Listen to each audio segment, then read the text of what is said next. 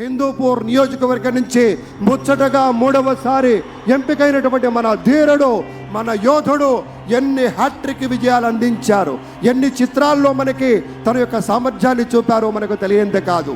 అదొక్కటే కాదు పెద్దలారా, బాలయ్య బాబు గారి గురించి చెప్పుకుంటే బసవరామ తారకం ట్రస్ట్ పేరిట ఆయన అందించేటువంటి సేవలు అనుపమానం, అద్భుతం. క్యాన్సర్ వ్యాధితో బాధపడుతున్నటువంటి అనేక మంది ఆర్తుల్ని రక్షించడం కోసం బసవ తారకం ట్రస్ట్ పక్షాన విశేషమైనటువంటి రీతిలో సేవలు అందిస్తున్న బాలయ్య బాబుకి జై. అలాగే మన తమిళనాడు నుంచి ప్రత్యేకంగా విచ్చేసినటువంటి గౌరవనీయుల శ్రీ రజనీకాంత్ గారు విచ్చేశారు, నిరాడంబర యోధుడు. అలాగే మన పెద్దలు మెగాస్టార్ శ్రీ చిరంజీవి గారు విచ్చేశారు. స్వాగతం పలుకుతాం గట్టిగా మన మెగాస్టార్ చిరంజీవి గారికి. అద్భుతం. ఆత్మీయ ఆలింగనాల నడుమ సహేతుకమైన సప్రమాణికమైనటువంటి రీతిలో ఆ వినయం చూడండి మన రజనీకాంత్ గారిది.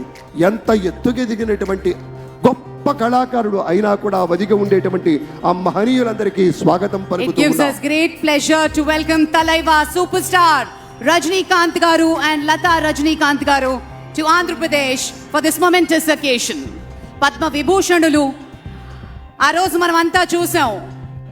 పుత్రోత్సాహం తండ్రికి ఏ విధంగా ఉంటుందో మనకి తెలియదు, కానీ సోదర ఉత్సాహం ఆ సాష్టాంగ నమస్కారంలో మనం అంతా వీక్షించాం.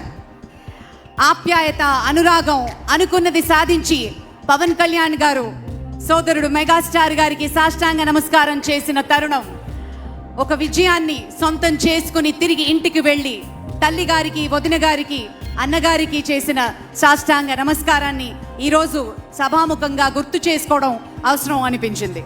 It gives us great pleasure to welcome all the dignitaries across the world